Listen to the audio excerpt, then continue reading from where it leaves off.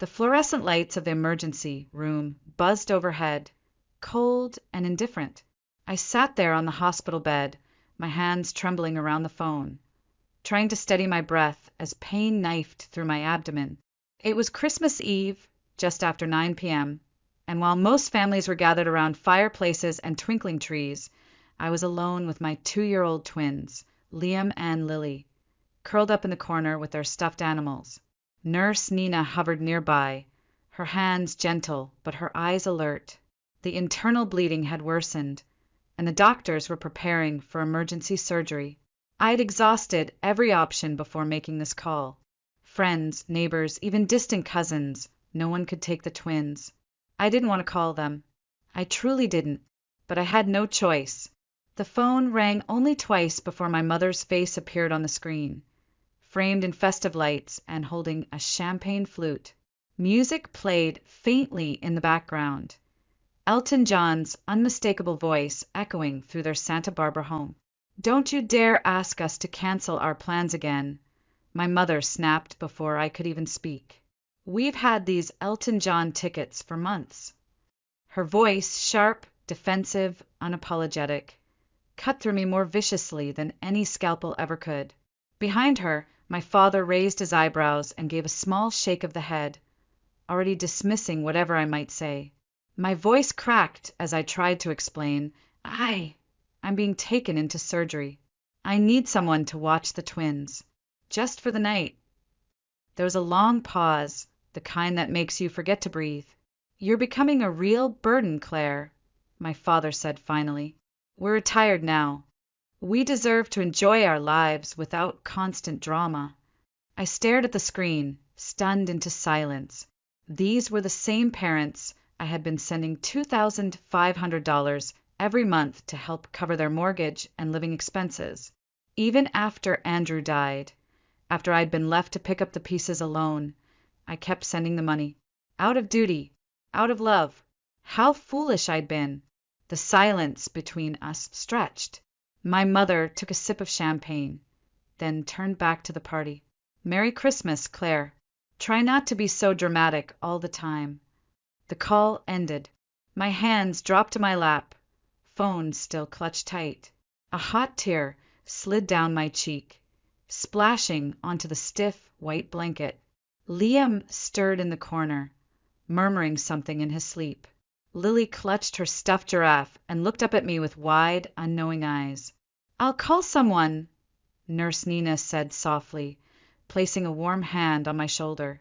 "My friend Grace is a nanny, used to work with trauma kids. She can be here within the hour." I nodded slowly, something breaking loose inside me. Not panic, not sadness. Something colder, sharper. "Yes," I whispered. "Please call her." And in that moment, surrounded by beeping monitors and betrayal that bled deeper than any wound, I made a decision. It was time to stop being their afterthought. As the footsteps of the surgical team echoed down the hall, I closed my eyes and tried to breathe past the searing pain in my side. But the pain in my body was nothing compared to what was unraveling inside me. Memories, jagged and unwanted, began to rise like floodwater, reminders of how long I'd been surviving without ever truly being seen. In my family, I had always been the background character, the dependable one, the one who never caused trouble. Meanwhile, my younger sister Rachel was the sun around which our parents orbited. The golden child. She could do no wrong, even when she did, especially when she did. If I got an A, Rachel's B was celebrated. When I graduated magna cum laude from Oregon State, they skipped the ceremony because Rachel had landed a role in a local commercial for dish soap. A 30-second spot. That was the weekend, they said. I was too intense about accomplishments. When I married Andrew, they complained about the venue being too far from Santa Barbara, even though we offered to pay for their travel and hotel. "Couldn't you just do it here instead?" my mother had asked. Something simpler, more intimate. We held the wedding without them. When Liam and Lily were born, they visited once. Once. My mother said the babies were too fussy, and my father claimed his back couldn't handle the travel. But when Rachel got a new golden retriever, They drove 6 hours to help her puppy-proof her condo. I should have learned then, but I didn't, because I loved them, because I wanted them to love me back. So when they retired early and said they were struggling with the mortgage, I stepped in. Every month, without fail, I sent them money. I thought I was doing the right thing. I told myself I was being the bigger person. That maybe, just maybe, if I kept showing up for them, they'd finally show up for me. But they didn't, not even when Andrew died. The night he was killed by a drunk driver, I had to call Rachel to tell her because my parents were on a cruise and didn't answer. They didn't even come to the funeral. Said it was too last minute, and the rebooking fees were outrageous. And yet, I still kept sending the money. I increased it when inflation hit. I helped them through tax season. I paid for my mother's dental work last spring, all while working full-time as a graphic designer and raising 2 toddlers alone. Why? Because I thought that's what family did, that if I just kept giving, they'd eventually meet me halfway. But now, on Christmas Eve, as I faced the very real possibility of not waking up from surgery, and watched them prioritize Elton John over the lives of their only grandchildren, I finally saw the truth. They had never once chosen me, and I was done choosing them. Nurse Nina returned a few minutes later, her presence a small island of calm amid the chaos unraveling around me. "Grace is on her way," she said gently, checking the monitor beside my bed. She used to work in pediatric trauma at Harborview before switching to private care. "You'll like her."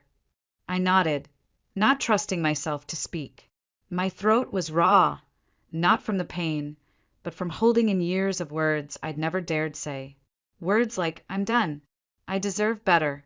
You don't get to hurt me anymore." I watched Liam shift under his blanket, his small thumb in his mouth. Lily had fallen asleep with her stuffed giraffe tucked under her arm. They were innocent, blameless, and completely dependent on me. That thought hit harder than any diagnosis. I had no time for regret. "Nina," I said hoarsely, "can you bring me my phone again?" She nodded and retrieved it from the tray beside me. My fingers shook, but I knew what I had to do. There was no hesitation now, only a clarity that cut through the fog like a scalpel. First, I opened my banking app. One by one, I canceled every automatic transfer I'd set up for my parents.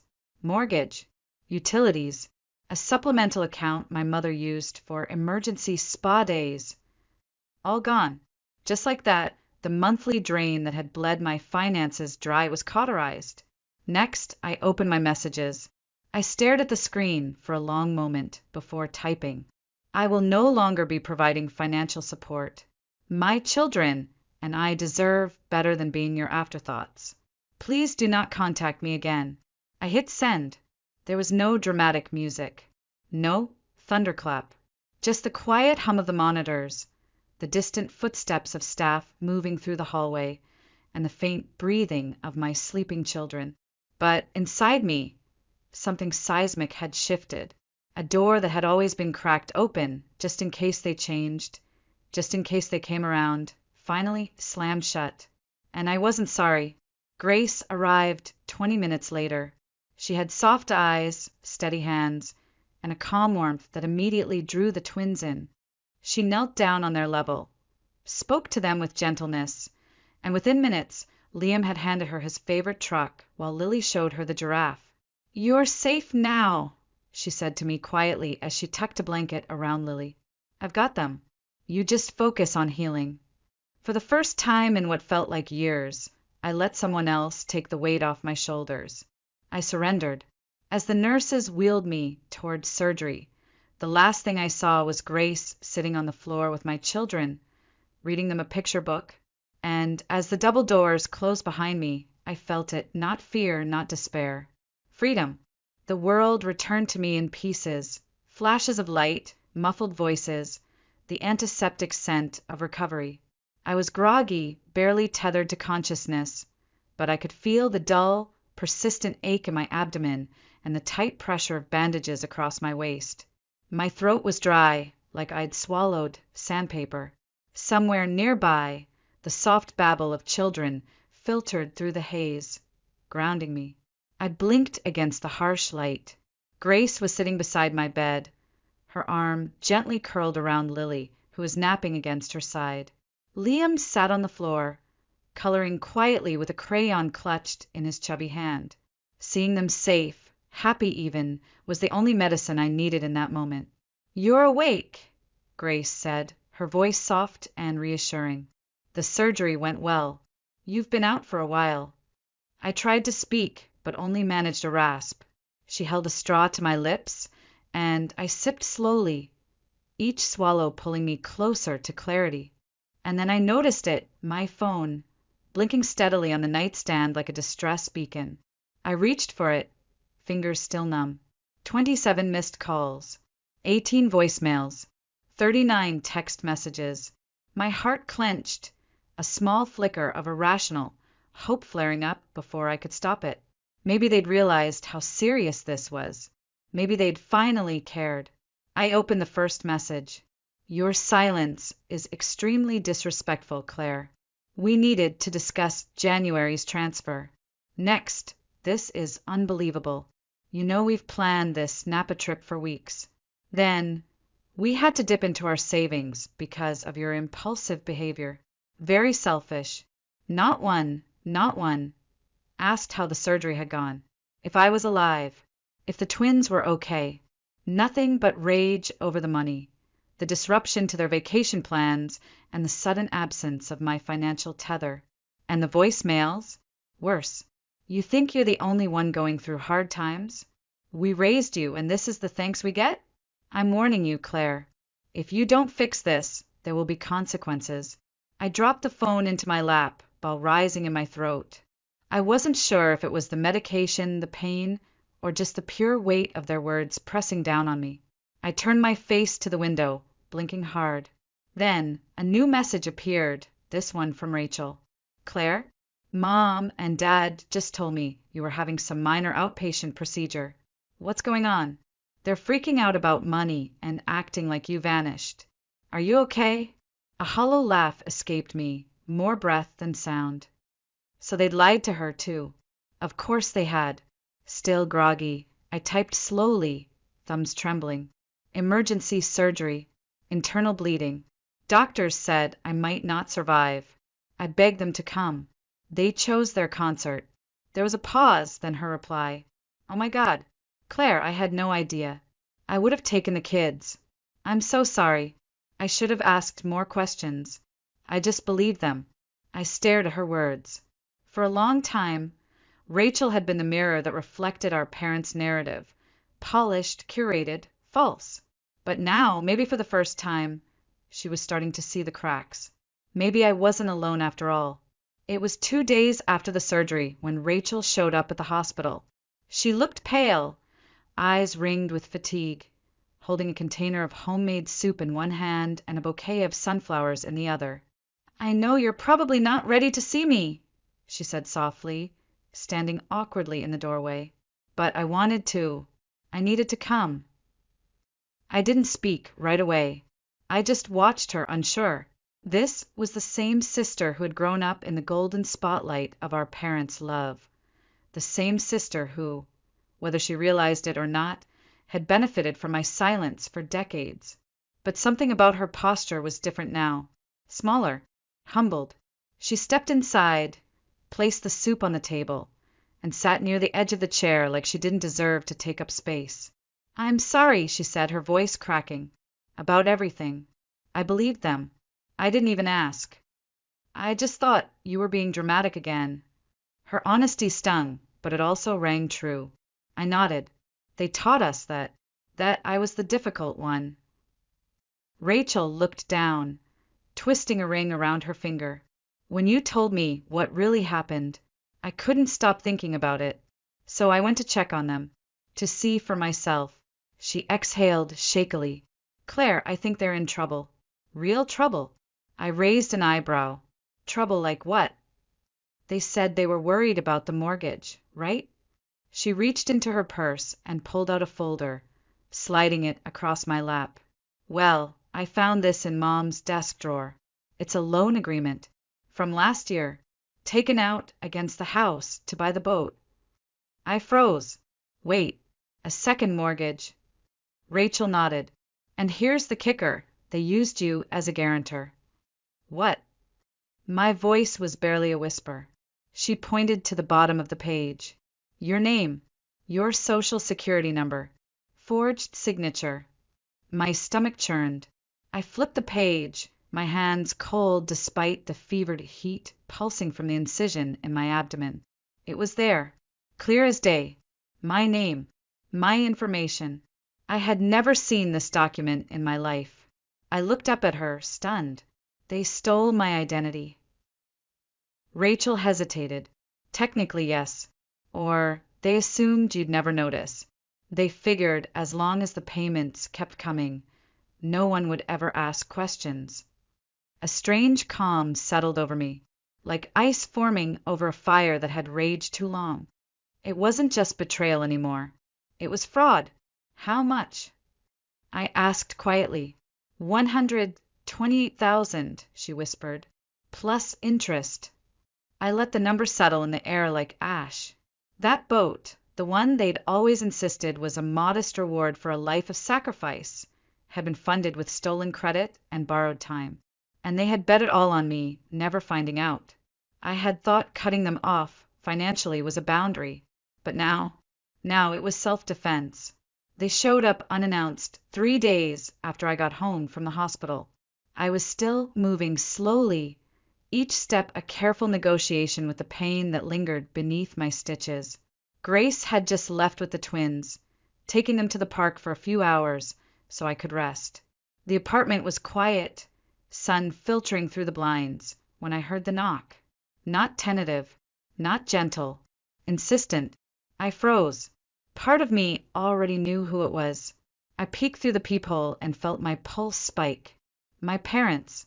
My mother stood clutching her designer tote, a too bright shade of lipstick smudged across her mouth.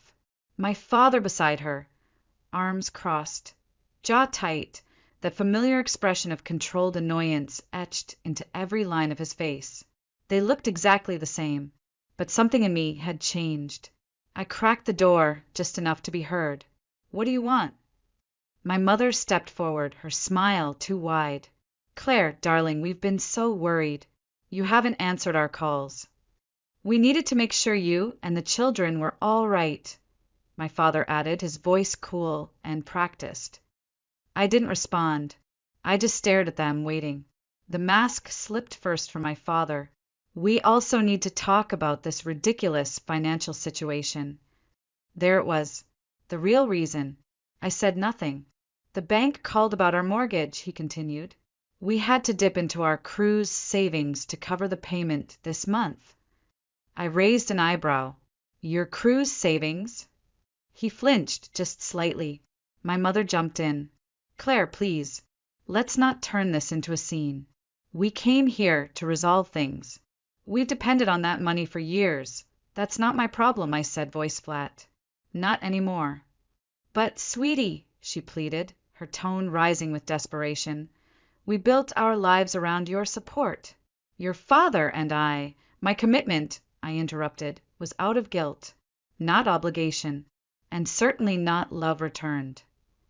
My father stepped forward, his voice sharpening. You're overreacting.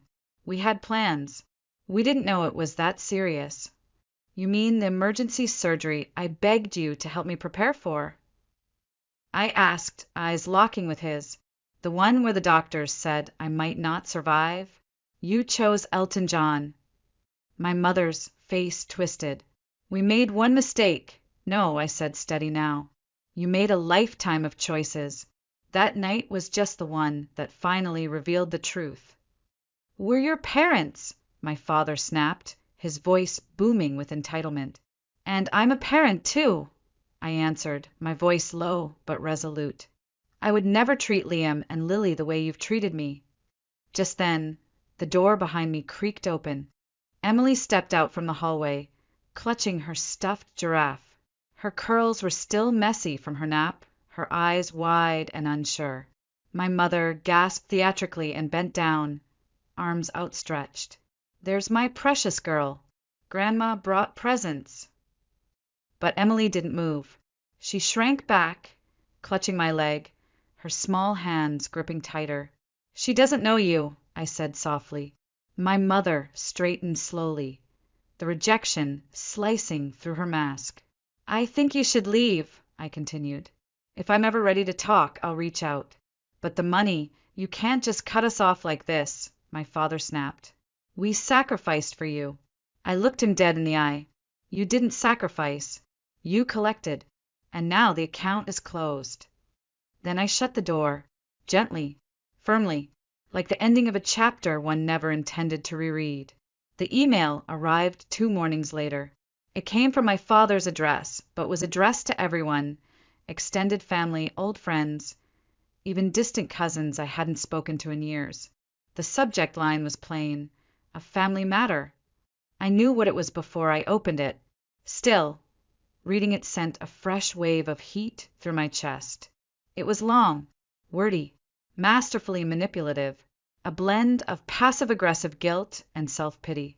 He wrote about how they had dedicated their lives to raising 2 daughters, how they had supported me through my darkest times, and how I had, without warning or explanation, cut them off financially and emotionally. Not once did he mention the emergency surgery. Not once did he mention the twins. He painted me as ungrateful, unstable, a vindictive daughter punishing her parents for imagined wrongs. My mother even added a paragraph about how they had canceled a holiday trip out of grief for my behavior, implying they had sacrificed something for me when in fact they'd done the exact opposite. And it worked. Within hours, my phone buzzed with messages from relatives I hadn't heard from in years. "Claire, is everything okay? Your parents are devastated. I'm sure it's just a misunderstanding. You've always been so level-headed. Talk to them. They've been so generous over the years. Maybe you're just overwhelmed with grief." It would have broken me once. Not anymore. I didn't rage. I didn't write a 6-paragraph rebuttal. I didn't call anyone crying. I simply opened my laptop, clicked reply all, and typed 1 sentence. "I recently underwent emergency surgery with a significant risk of complications. My parents refused to watch my children during this time because they had concert tickets. I am now focusing on my recovery and caring for my twins without additional stress." Then I hit send. That was it. No defense, no drama, just the truth. And the silence that followed was louder than anything my father had written. By evening, the tide had turned. First came my cousin Ben. "Wait, what? They didn't even check on you after surgery?" Then his wife. "Didn't they just post pictures on a boat last month?" I thought they were broke. By the end of the day, I'd received a dozen private messages from aunts, cousins, even my father's sister, all expressing disbelief, concern, and quiet outrage. No one said it out loud, but I could hear it between the lines. "We see you now." The most unexpected message came from Aunt Linda, my mother's older sister, the self-proclaimed peacemaker. "I had no idea what really happened, Claire. They told me you were being dramatic after a minor checkup. I'm sorry I didn't reach out sooner." But the most meaningful response came from Rachel. She called me, her voice trembling. "They lied to everyone," she said. "They're still lying. But I know the truth now. And I'm with you. Whatever you need, I'm here." I didn't cry. I didn't need to. For the first time, I wasn't defending myself. I was simply standing. It started small. A casserole left at my doorstep by a neighbor I barely knew. A hand-me-down double stroller from someone in my support group. A message from one of my design clients saying, "Take all the time you need. We're not going anywhere." Then it grew. Ava, the widowed mother I'd met through the online grief group, began checking in daily.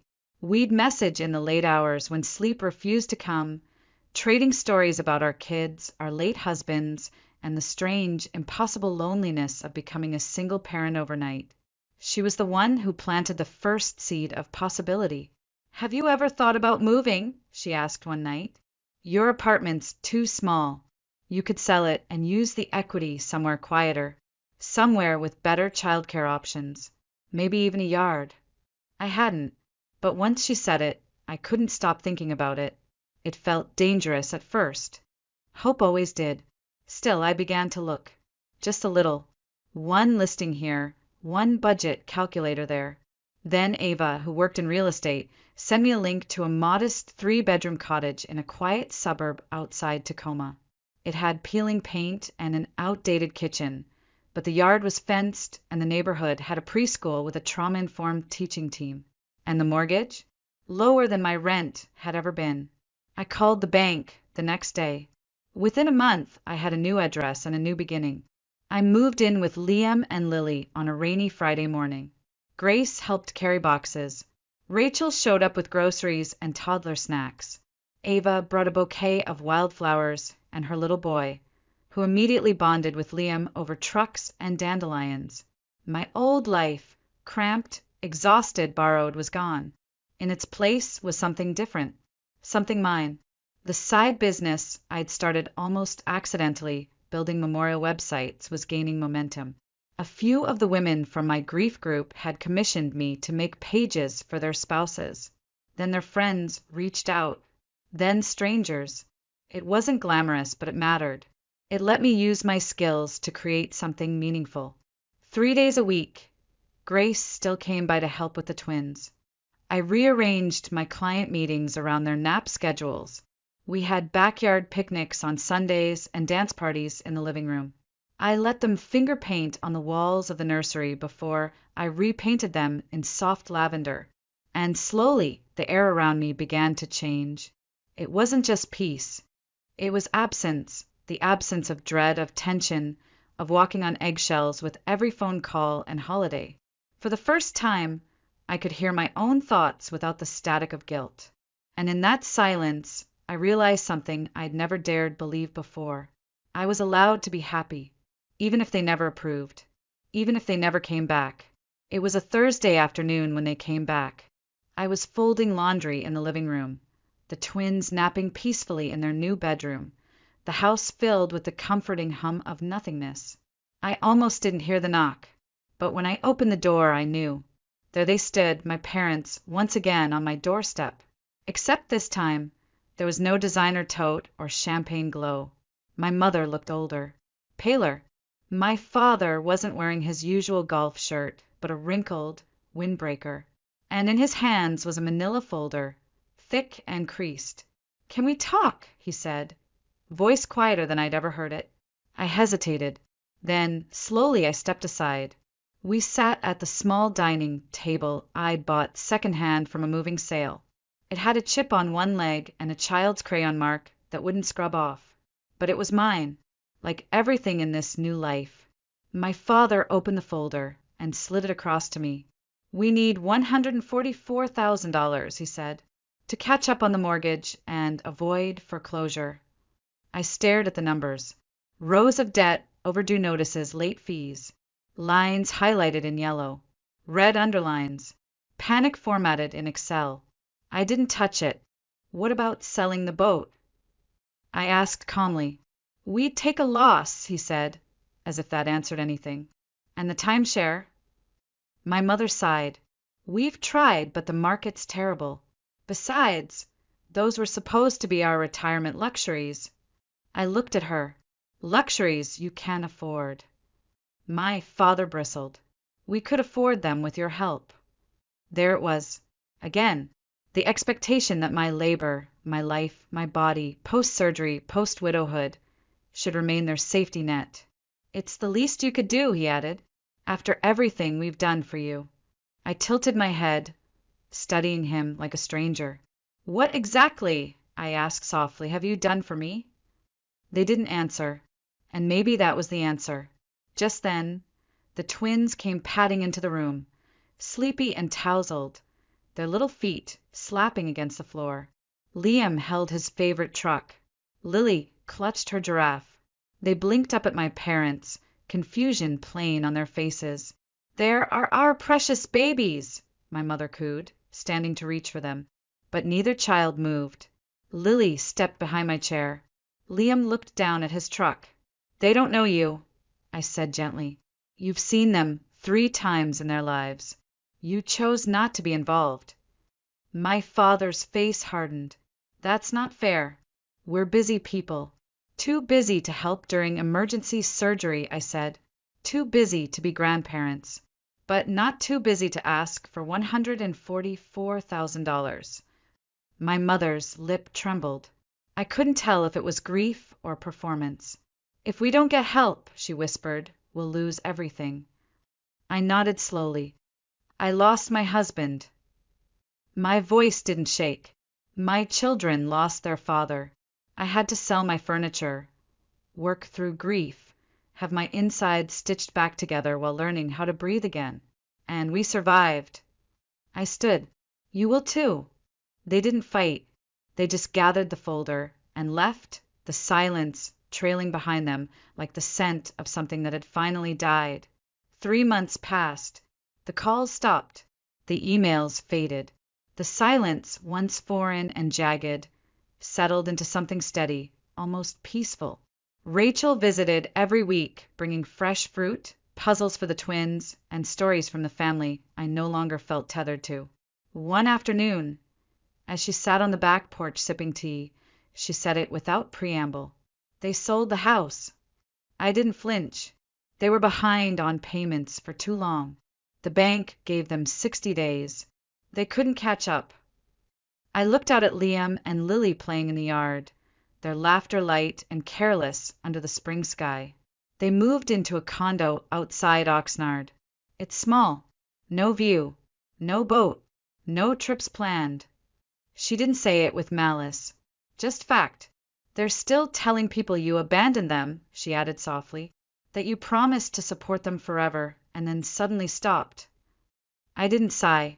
I didn't get angry. I just said what I knew to be true. Let them talk. Because I had no interest in rewriting their version of the story. I'd already written my own.